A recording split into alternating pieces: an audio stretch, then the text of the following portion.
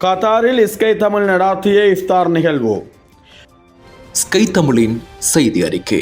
கத்தாரில் முன்னணி தமிழ் ஊடகமாக செயல்பட்டு வரும் ஸ்கை தமிழ் ஊடக வலையமைப்பு நடாத்திய இஃப்தார் நிகழ்வு ஸ்கை தமிழ் மற்றும் துணிந்தலி சஞ்சிகையின் ஸ்தாபகரும் பணிப்பாளருமான JM பாசித் அவர்களின் தலைமையில் மார்ச் 18 அல் ஜசீரா அகாடமியில் சிறப்பாக நடைபெற்றது.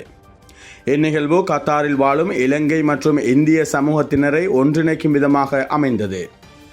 நிகழ்வின் பிரதம அதிதியாக கத்தார் நாட்டுக்கான இலங்கை தூதுவர் திருமதி ரோஷன் சித்தாரா கான் அவர்கள் கலந்து கொண்டு சிறப்பித்தார். இந்நிகழ்வில் உரையாற்றிய தூதுவர் சமூகத்தினரின் ஒற்றுமை மற்றும் சமுதாயத்தின் நலன் குறித்தும் வலியுறுத்தினார். இஃப்தார் நிகழ்வில் இந்திய லால்பேட்டையில் இருந்து வருகை தந்த மௌலானா மௌலவி அல் ஹாஃபில் முகமது மொஹசின் ஹசனி ஹசரத் அவர்கள் ரமலானை பற்றி சிறப்பு பயான் நிகழ்த்தினார்.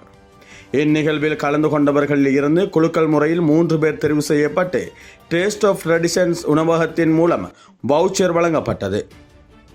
மேலும் இந்நிகழ்வில் கத்தாரில் வாழும் இலங்கை இந்திய சமூக தலைவர்கள், ஊடகவியலாளர்கள், சமூக ஆர்வலர்கள், தொழிலதிபர்கள் மற்றும் கத்தார் வாழ் இலங்கை இந்திய தமிழ் பேசும் சமூகத்தினரும் கலந்து கொண்டு நிகழ்வை சிறப்பித்தமை குறிப்பிடத்தக்கது.